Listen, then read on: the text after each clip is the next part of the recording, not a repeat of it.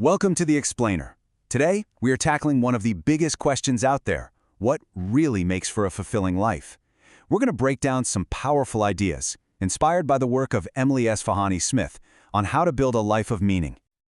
All right, to get us started, let's do a little thought experiment. Imagine for a second that you could plug yourself into a machine that would guarantee you a lifetime of pure, uninterrupted happiness. Every single moment would feel absolutely perfect. The question is, would you do it? So this idea actually comes from a philosopher named Robert Nozick, and he called it the experience machine. I mean, just picture it. You could feel the thrill of writing a masterpiece or the joy of falling in love, all while just floating in a tank. No risk, no effort, just pure programmed pleasure. Now, when people are actually asked this, something fascinating happens. Most of them say no. Why? Because I think we all have this gut feeling that even though you'd feel happy, your life wouldn't actually be good. It would feel, well, fake, empty, totally unearned. You wouldn't be a person, just as Nozick called it, an indeterminate blob.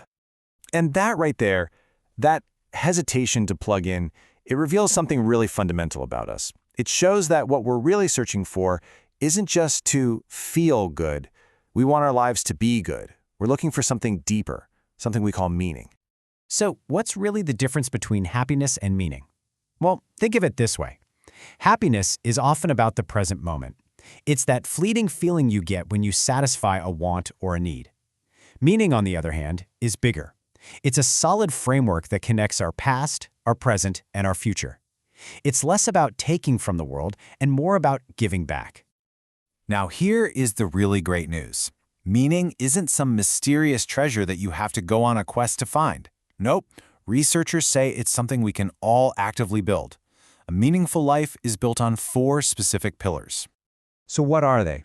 They are belonging, purpose, storytelling, and transcendence. Let's dig into each one of these and see how they all work together to create a life that's truly rich with meaning. Okay, let's start with pillar number 1, belonging. And this is so much more than just being around other people. It's about being in relationships where you are valued for exactly who you are, and you value them right back. It's that feeling of finding your tribe. A really cool example of this is a group called the Society for Creative Anachronism. These folks are super passionate about medieval history, but what's really amazing is the community they've built. When one of their members got really sick, the group just sprang into action, raising over $10,000 to help him out. That is belonging. It's knowing you matter to other people. Now, that sense of community often leads right into our second pillar, purpose. And listen, this doesn't have to be about some grand world-changing job. Purpose is simply about using your own unique strengths to serve something bigger than yourself. It's about making a contribution. Take this zookeeper, Ashley. For her, the job isn't just about cleaning enclosures. Her purpose, her mission, is to enrich the lives of the animals in her care. She's using her skills to serve these creatures, to make their lives better. That's her contribution. And you know, this connects to a really neat psychological idea called the IKEA effect. You know that feeling when you finally finish building that piece of furniture and you just feel a little bit more attached to it? It's because you put the work in. It's the same with life. The effort we put into contributing is what helps build our sense of purpose. This idea of creating value through our own effort flows perfectly into our third pillar, storytelling. This one is all about the narrative that you create about your own life. You are the editor, the author of your own story, making sense of all the twists and turns.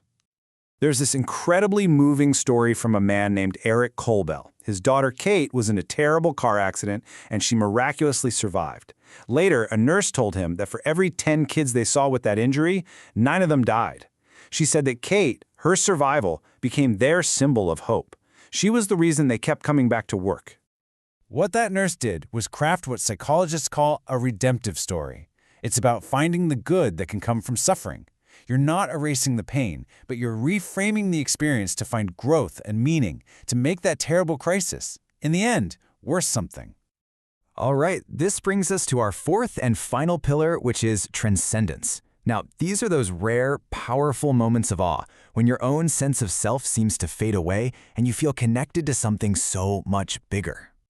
A perfect example is what astronauts call the overview effect. Imagine seeing the Earth from space, that tiny, fragile, beautiful blue arc of atmosphere protecting every living thing.